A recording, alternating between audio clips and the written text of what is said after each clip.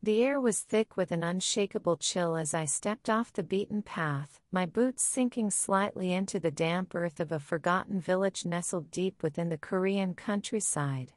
The fog clung to the ruins like a spectral shroud, obscuring the skeletal remains of what once must have been homes full of life.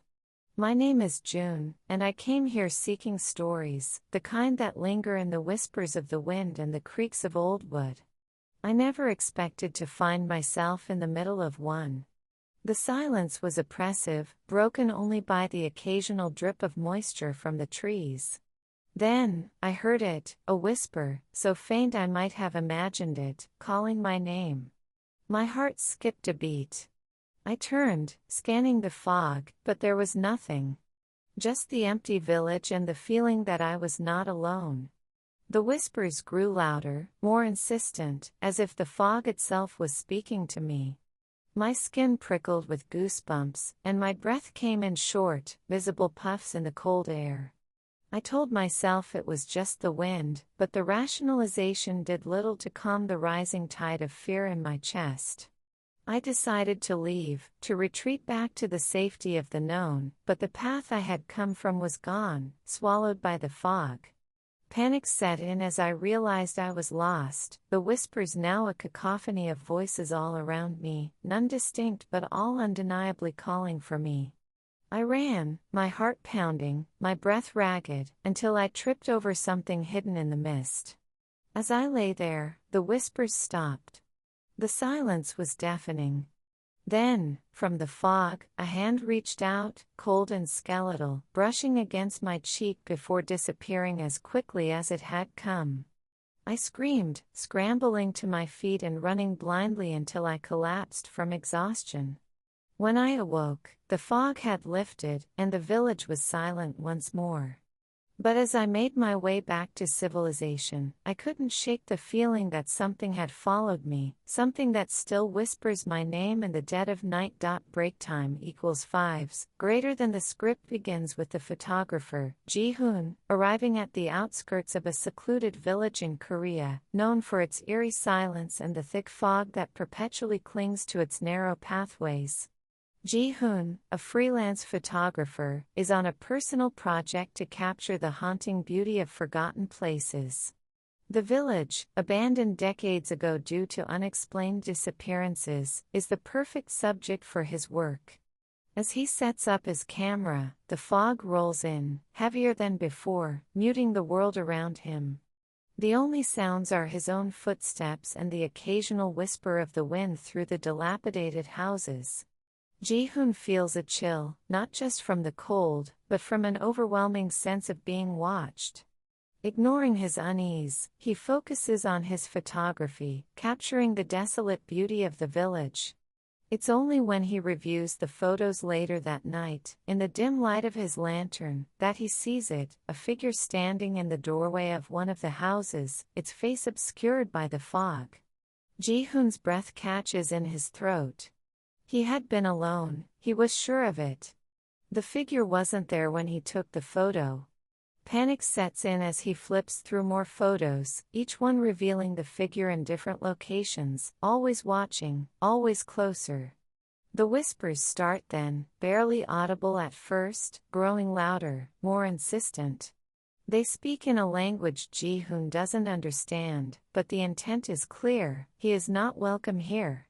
The climax of the script occurs when Ji-hoon, in a desperate attempt to escape, finds his way blocked by the fog, now alive with shifting shadows.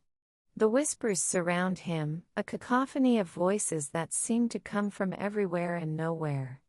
In a moment of clarity, Ji-hoon realizes the truth: the village was never empty.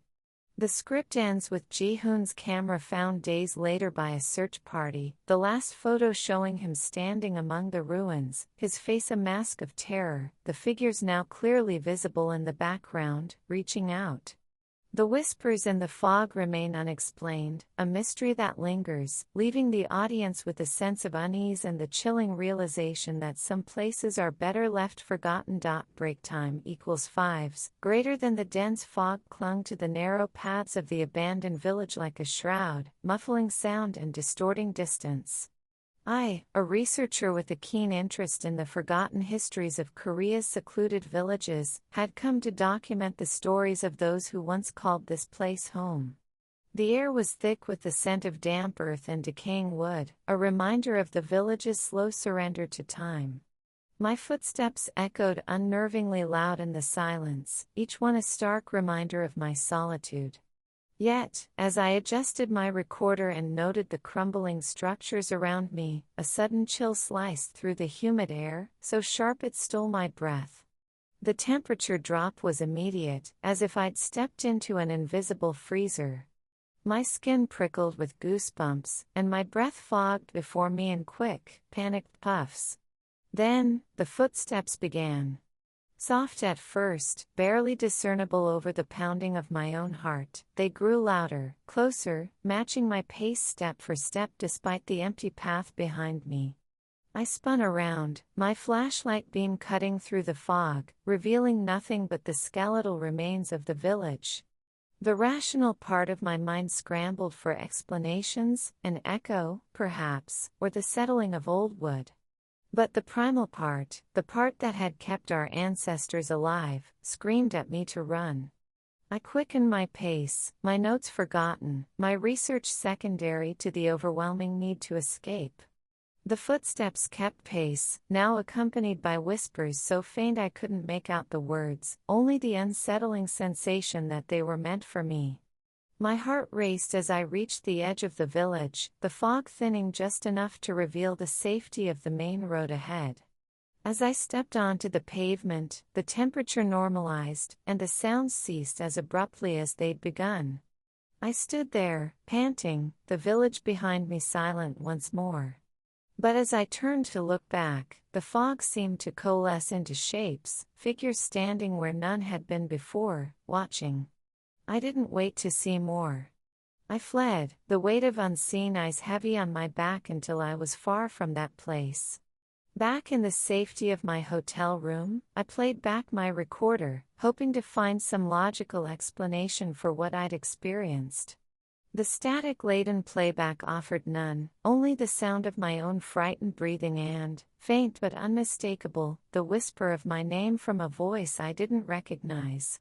The village's history, it seemed, was not as forgotten as I'd thought.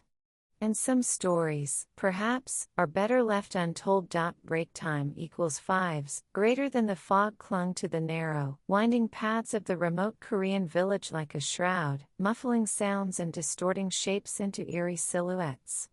The air was thick with the scent of damp earth and something else, something indefinable that prickled at the back of the neck.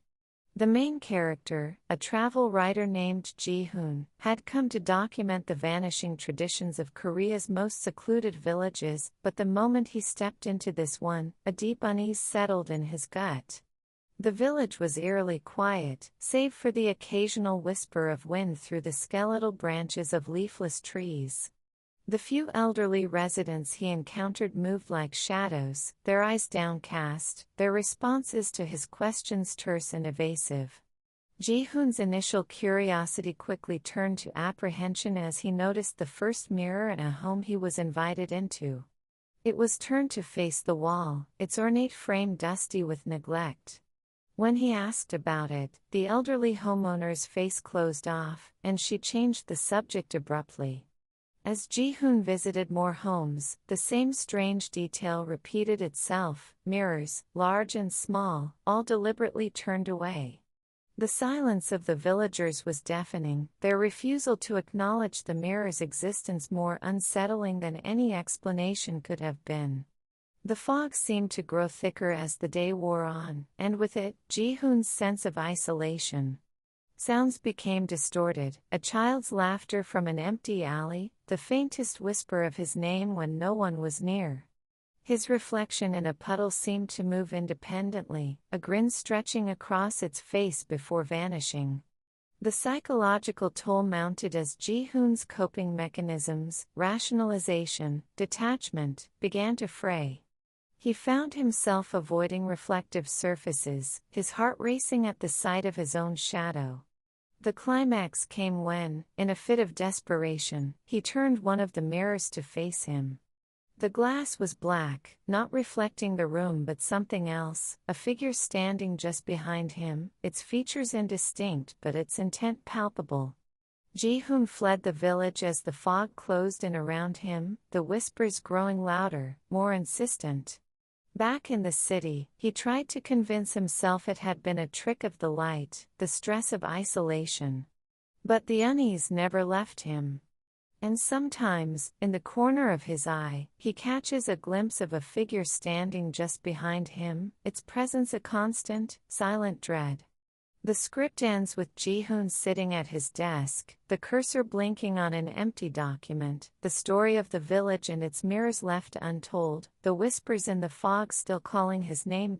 Break time equals 5s, greater than the dense fog clung to the air like a wet blanket as I trudged along the narrow path leading to one of Korea's many secluded villages.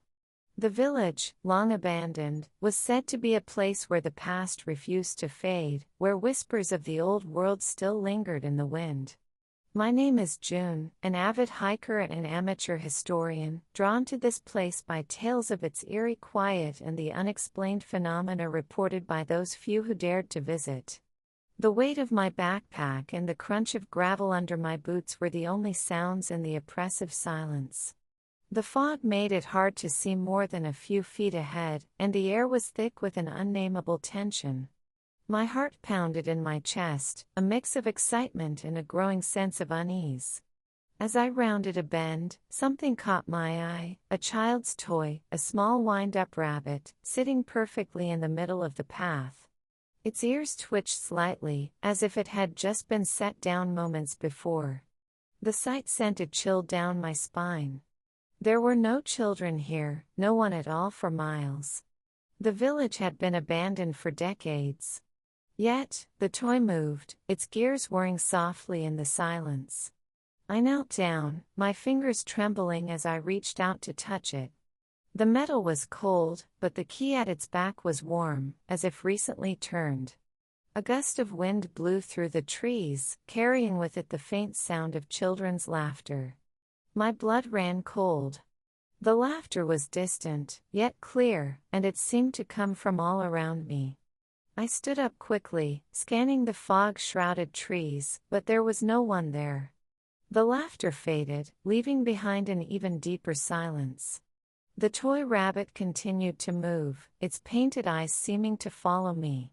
I knew I should leave, that whatever was happening here was beyond my understanding. But curiosity, that damnable curiosity, held me in place. I took a step forward, then another, following the path deeper into the village. The houses loomed out of the fog, their windows dark and empty. Yet, as I passed, I could have sworn I saw shadows moving inside, shapes that flitted out of sight as soon as I turned to look. The air grew colder, my breath visible in front of me. Then, the whispers started. Soft at first, like the rustling of leaves, but growing louder, more insistent. They spoke in a language I couldn't understand, a dialect long forgotten. My heart raced, my palms slick with sweat. I turned to run, but the path behind me was gone, swallowed by the fog. The whispers grew louder, closer, until they were all around me, inside my head. I clamped my hands over my ears, but it was no use. The voices were part of me now. And then, as suddenly as it had begun, it stopped. The fog lifted, the whispers silenced. I was alone in the middle of the village, the toy rabbit at my feet, its gears now still. The sun broke through the clouds, casting long shadows across the ground. But the shadows didn't move with the sun. They moved on their own, reaching out toward me. I ran as fast as I could, back down the path, back to the world I knew. But even now, miles away, safe in my own home, I can still hear the whispers in the fog, calling me back. And sometimes, just sometimes, I find myself turning the key on a small wind-up rabbit, its ears twitching as if alive, and I wonder if I ever really left the village at all. Break time equals fives, greater than the dense fog clung to the narrow paths of the secluded village like a shroud, muffling sounds and distorting distances. Min-jun, an urban explorer with a penchant for the obscure, had stumbled upon this place after following a series of cryptic online posts about abandoned villages in Korea. His curiosity was piqued by the lack of information and the eerie silence that surrounded the area. As he stepped further into the village, the air grew colder, and a sense of unease settled in his stomach. The houses, though seemingly intact, bore no signs of life. It was then that he noticed them, identical symbols carved into every door, their lines precise yet unintelligible. Min-jun's heart raced as he traced the symbols with his fingers, the wood rough under his touch. The silence was oppressive, broken only by his own breathing and the occasional whisper of wind through the trees. He pulled out his camera, the click of the shutter unnaturally loud in the stillness. Reviewing the photos, a chill ran down his spine. The symbols seemed to shift slightly between shots, though he hadn't moved. The fog thickened around him, and the whispers started. At first, they were faint, indistinguishable from the wind, but soon they grew into hushed voices speaking in a language Min-jun couldn't understand. Panic set in as the voices seemed to come from all directions, yet no one was there. His breath came in short gasps, the cold air burning his lungs. He turned to leave, but the path he had come from was gone, swallowed by the fog. The whispers grew louder, more insistent, as if trying to communicate something urgent. Min-jun's legs felt heavy, his movements sluggish, as if the fog itself was trying to hold him back. Desperate, he ran, the symbols on the doors flashing in his peripheral vision, their meaning just out of reach. The village seemed endless, the same houses repeating in a loop no matter which direction he turned. Exhausted, Min-jun collapsed against a door, the symbol pressing into his back. The whispers ceased abruptly, leaving a silence so profound it was deafening. Then, a single word, clear as day, spoken directly into his ear, "Welcome." Min-jun's scream was lost in the fog as the village swallowed him whole. Days later, his camera was found at the edge of the village, the last photo showing the symbol on the door, now glowing faintly in the dark, with a shadowy figure standing just inside the threshold. The village, once again, was silent, the symbols on the doors unchanged, waiting for the next curious soul to decipher their meaning. Break time equals fives, greater than the script begins with the main character, Alex, a freelance photographer, arriving in a secluded village in Korea. The village is shrouded in a perpetual fog, giving it an eerie, otherworldly atmosphere. Alex is there to capture the untouched beauty of the countryside for a travel magazine. The initial scenes describe the quiet, almost deserted village, with its traditional hanok houses and the occasional distant sound of a bell ringing. Alex checks into a small, rustic guest house, noting how the owner, an elderly woman, barely speaks and avoids eye contact. The first night passes without incident, but the next morning, Alex wakes to find their camera, clothes, and personal items neatly arranged in a perfect circle outside the door. The door was locked from the inside, and there's no sign of forced entry. Alex's initial confusion turns to unease as they question the owner, who denies any knowledge of the event, her expression unreadable. That night, Alex decides to stay awake, but the exhaustion from travel takes over. They wake again to find their belongings arranged in a different pattern, this time in the shape of a cross. The script details Alex's growing paranoia, the whispers they start to hear in the fog, indistinct but undeniably human. The village's few inhabitants seem to know more than they're letting on, exchanging glances when Alex passes by. The climax occurs when Alex, in a desperate attempt to understand, follows the sound of the whispers into the fog at night. The descriptions focus on the oppressive silence, the way the fog seems to move intentionally, and the fleeting shadows just out of sight. Alex finds a small shrine deep in the woods, surrounded by personal items arranged in intricate patterns. The realization hits that they're not the first visitor to experience this. The script ends with Alex fleeing the village at dawn, the fog lifting to reveal the shrine's items now include a photograph Alex took upon arrival. The final scene is Alex on a bus, looking back at the village, now completely obscured by fog, with the faint sound of whispers carrying on the wind. The script leaves it ambiguous whether the phenomena were supernatural or the work of the villagers, but the psychological impact on Alex is undeniable, leaving the audience with a sense of lingering unease. Break time equals fives, greater than the fog clung to the ground like a shroud as Min Jun stepped off the bus, the vehicle's doors hissing shut behind him before it disappeared into the mist.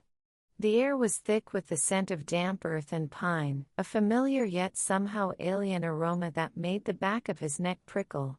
He had come to this secluded village in the mountains of Korea to document its traditional folk songs, a project that was supposed to be a straightforward academic endeavor. But as he walked down the deserted main street, the only sound his own footsteps echoing off the wooden facades of the silent houses, Min Jun couldn't shake the feeling that he was being watched. The village was supposed to be inhabited, yet there was no sign of life, no laundry hanging out to dry, no voices chatting over morning tea.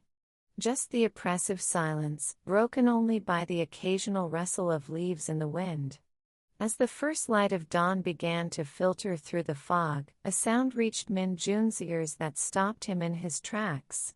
It was a folk song, one he recognized from his research, but it was being sung in a voice so filled with sorrow that it sent a shiver down his spine. He turned in circles, trying to locate the source, but the song seemed to come from everywhere and nowhere at once. The melody was beautiful yet haunting, a lament for something lost, and as it faded into the mist, Min Jun was left standing alone, his heart pounding in his chest. He told himself it was just the wind, or perhaps a recording left playing by a forgetful resident, but deep down, he knew it was neither. The song had felt alive, as if it were being sung directly into his soul. Determined to find an explanation, Min Jun ventured further into the village, his camera hanging unused at his side. The fog grew thicker with each step, until he could barely see his own hands in front of him. And then, he heard it again, the song, closer this time, the words clearer. They spoke of a love so deep it transcended death, of promises made and broken, of a spirit that could not rest. Min Jun's breath came in short gasps as he realized the truth, he was not alone in the village. The folk song was a message, a plea from the other side. The climax of his horror came not with a jump scare or a grotesque apparition, but with the dawning realization that some mysteries are not meant to be solved. The song ended as suddenly as it had begun, leaving Min Jun standing in the silent fog, the weight of centuries of untold stories pressing down on him. He never found the source of the song, nor did he ever see another living soul in the village. When he finally left, the fog lifted as if it had never been, and the village returned to its silent slumber. But sometimes, in the quiet hours before dawn, Min Jun can still hear the echo of that folk song, a reminder that some places are best left undisturbed, and some whispers in the fog are not meant for the living to hear. Break time equals fives, greater than the dense fog clung to the narrow pathways of the secluded Korean village like a shroud, muffling sounds and distorting shapes. The air was thick with the scent of damp earth and pine, a familiar yet eerily amplified aroma that seemed to heighten the senses. Jin, a local university student, had returned to his ancestral village with a group of friends for a weekend getaway, seeking solace from the relentless pace of city life. The village, nestled between mist-covered mountains, was known for its serene beauty, but as the sun dipped below the horizon, an unsettling silence fell over the landscape. Jin's initial excitement gave way to a creeping unease, a feeling that they were not alone. The group's laughter faded as they noticed the windows of the abandoned houses lining the main path. In each one, a shadowy figure stood, motionless, its features indistinguishable but its presence undeniably watching them. The friends exchanged glances, their hearts pounding in unison. No words were needed, the shared terror was palpable. They quickened their pace, the fog swallowing the village behind them. The sound of their footsteps was the only break in the oppressive silence, yet it seemed to attract more of the figures, their silhouettes now visible in every window they passed. The rational part of Jin's mind screamed that it was impossible, a trick of the light or their collective imagination, but the primal fear in his gut told him otherwise. They reached the old village well, a place Jin remembered from childhood stories as a spot of communal gathering, now a nexus of their growing dread. The figures had not followed, but the sense of being watched was unbearable. One of Jin's friends, Su-min, suggested they split up to find help, her voice trembling. The idea was met with immediate resistance. The thought of being alone in the village was worse than the figures themselves. As they debated, a whisper cut through the fog, a voice so faint it could have been the wind, yet the words were unmistakable. "Why have you come back?" The question hung in the air, unanswered. The group froze, their breath visible in the cold air.